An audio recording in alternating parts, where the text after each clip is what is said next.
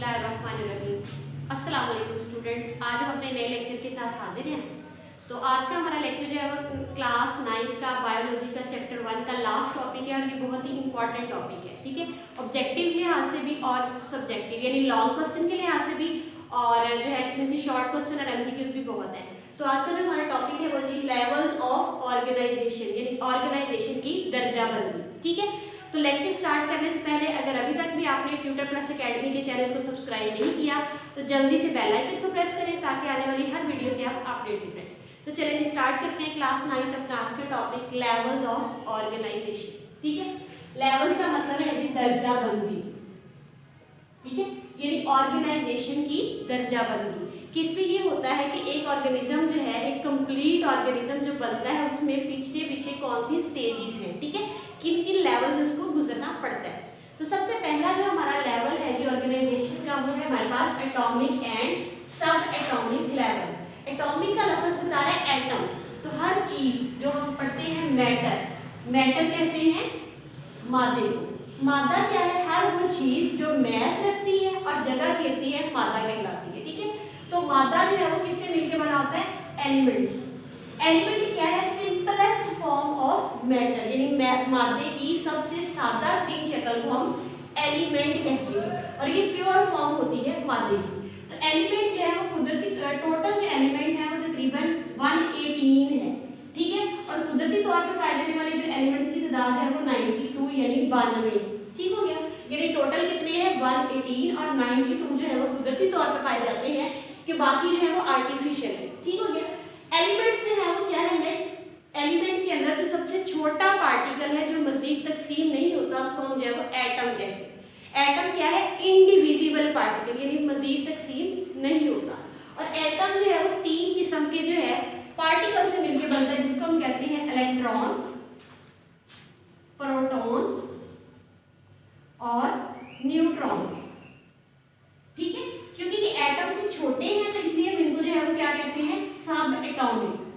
कि एटम के अंदर जो छोटे छोटे पार्टिकल जो मिलके इलेक्ट्रॉन्स, प्रोटॉन्स और न्यूट्रॉन्स जो मिलके एटम को बना रहे हैं इनको हम कहते हैं सब एटॉमिक पार्टिकल। ठीक हो गया। तो अब एलिमेंट्स की अगर बात करें, हमने कहा था कि 118 है वो टोटल है, 92 नेचुरल है। उसमें से जो बायो एलिमेंट्स, बायो का मतलब है लाइफ, यानी वो एलिमेंट्स जो कि लाइफ में एक इंसानी जिंदगी में या जानदार चीजों के बनाने में इस्तेमाल होते हैं वो कितने हैं? टोटल 16 बायो एलिमेंट्स मौजूद हैं। उसमें से 16 की दो कैटेगरीज हैं जिसमें से 6 एलिमेंट्स जो है वो टोटल बॉडी मास बनाते हैं हमारे पास 99%, यानी 99% जो है वो 6 एलिमेंट्स बनाते हैं। उसमें हमारे पास कौन कौन से आते हैं? Oxygen, carbon, hydrogen, nitrogen, calcium and phosphorus. ये 6 मिलके 99% ऑफ द बॉडी मास बनाते हैं। बाकी रह गए जो इसमें से 10 एलिमेंट्स जो है वो बॉडी का टोटल 1% बनाते हैं। तो इस तरह से 100% जो है वो कंप्लीट हो जाता है।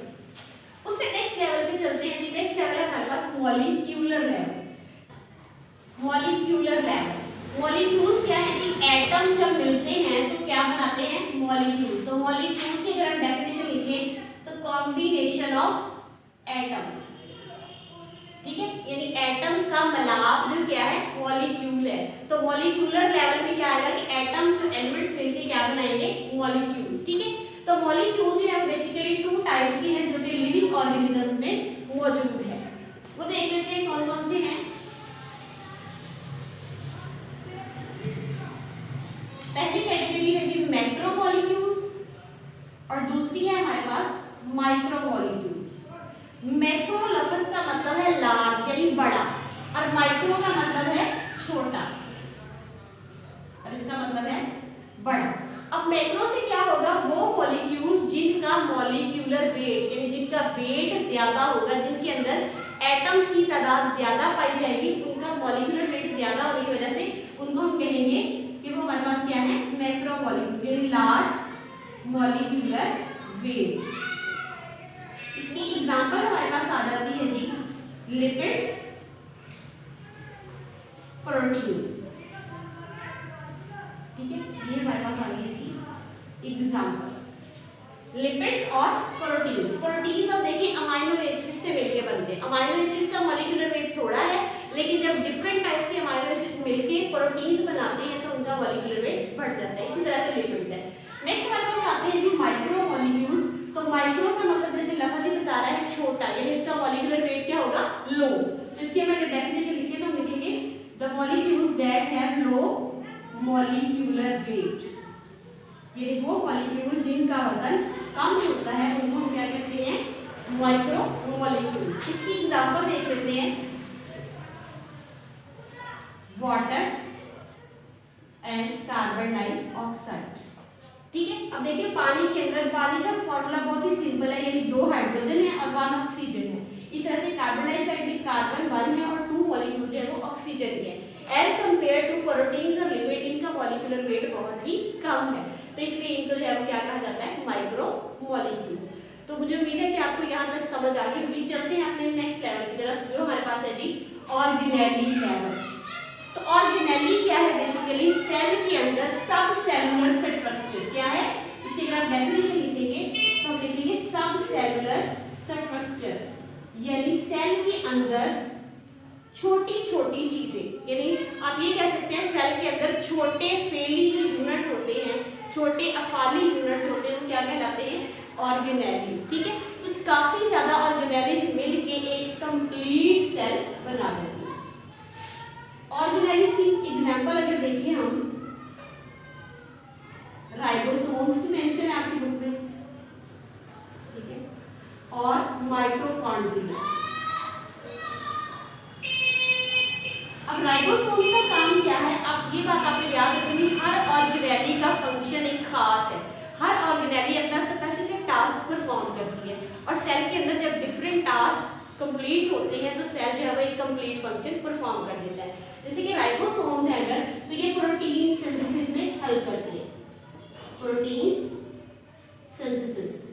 ठीक है, माइटोकॉन्ड्रिया अगर देखें तो ये सेलुलर रेस्पिरेशन करती है, यानी सेल को एनर्जी प्रोवाइड करती है, उसकी सांस एटीपी को प्रोवाइड करती है, जो सेल को रिक्वायर्ड होती है अपने फंक्शन को परफॉर्म करने के लिए। तो सेलुलर रेस्पिरेशन में ये हेल्प करती है।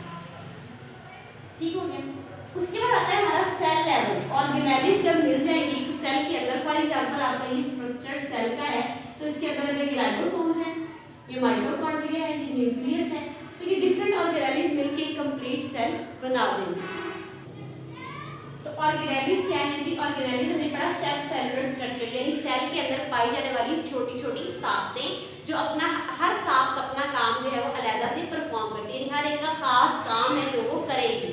इसमें मिसाल हमने देखी थी राइबोसोम्स की, यानी प्रोटीन सिंथेसिस का मतलब है प्रोटीन की तैयारी। ठीक है, प्रोटीन की तैयारी। तो अब राइबोसोम्स का क्या काम है, प्रोटीन की तैयारी। इसी तरह से माइटोकॉन्ड्रिया का काम क्या है, एनर्जी की फराहमी। ठीक है, तो ये बात आपने याद रखनी है कि राइबोसोम्स जो है वो प्रोटीन की तैयारी करते हैं, और जो जितनी भी एनर्जी सेल को फराहम की जाती है वो माइटोकॉन्ड्रिया देती है। इससे नेक्स्ट लेवल चलते हैं जी और सेल लेवल पे, क्योंकि हमने पढ़ा कि जो साख्तें हैं सेल के अंदर वो मिलके क्या बना रही हैं, सेल बना रही हैं। तो सेल हम देख लेते हैं, सेल की डेफिनेशन अगर हम देखें तो हमारे पास क्या हम लिखते हैं, structural and functional unit of life,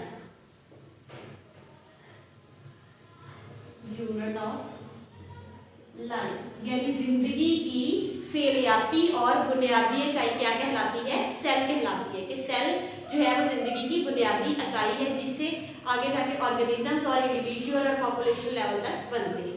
ठीक हो गया। तो सेल से नेक्स्ट लेवल हमारे पास आता है जी टिश्यू लेवल। टिश्यू लेवल में क्या होता है, ग्रुप ऑफ सेल्स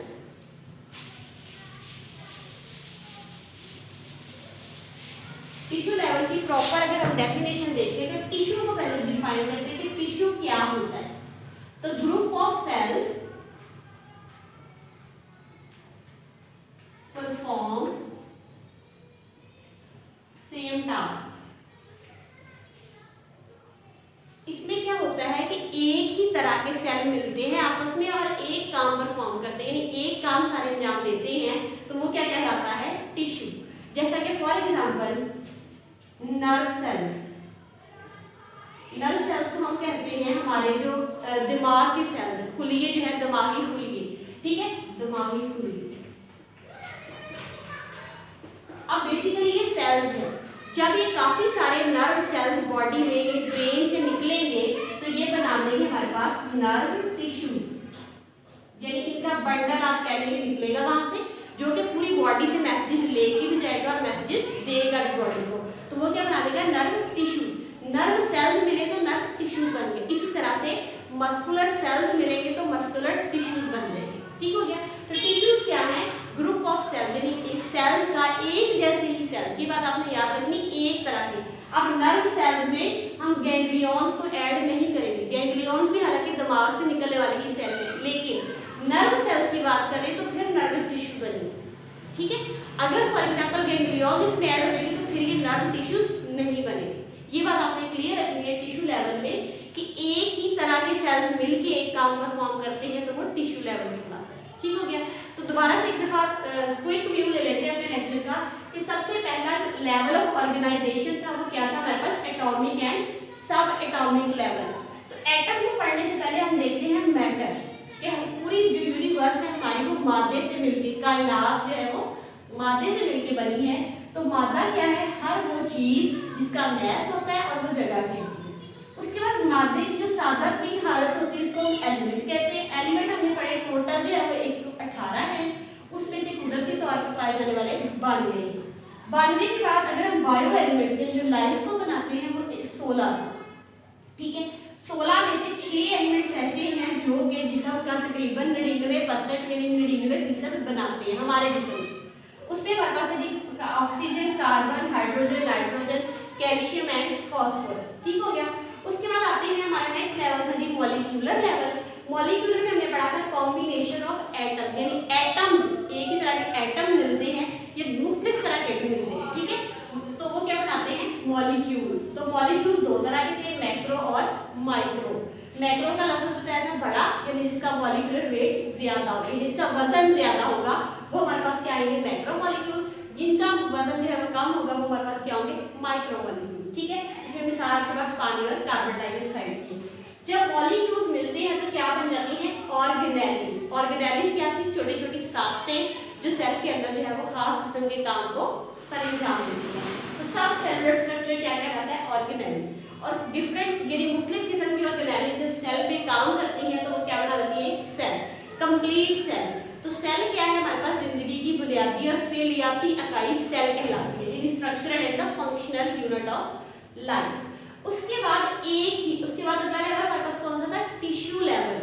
एक ही तरह के सेल्स मिलके एक काम परफॉर्म करेंगे तो वो क्या होगा, टिश्यू। ठीक है, यानी group of cells perform same task, एक ही काम मुख्तलिफ जो एक ही तरह के सेल्स मिलके सारे अंजाम देंगे वो क्या कहलाएगा, टिश्यू लेवल। जैसे कि मैंने आपको बताया आपकी बुक में जो मेंशन है वो नर्व सेल्स की एग्जांपल है कि नर्व सेल्स मिलके नर्व टिश्यूज या इनको नर्वस टिश्यूज भी कहते हैं, वो बनाते हैं। तो ये था हमारा आज का लेक्चर। नेक्स्ट लेवल जो है वो इंशाल्लाह अगले लेक्चर में आपको दिए जाएंगे। शॉर्ट मतलब आपको अच्छे से जो है वो ब्रीफली बयान करूंगी। अगर अभी तक भी आपने ट्यूटर प्लस अकेडमी का जो चैनल सब्सक्राइब नहीं किया तो जल्दी से बेल आइकन प्रेस करें ताकि आने वाले लेक्चर से आप जो है मुस्तफीद हो सकें। तो अल्लाह हाफिज़। आपने जो है वो हमारी वीडियोस को लाइक करना है, शेयर करना है और इसको जो है वो बेल आइकन को प्रेस करना है। अल्लाह हाफिज़।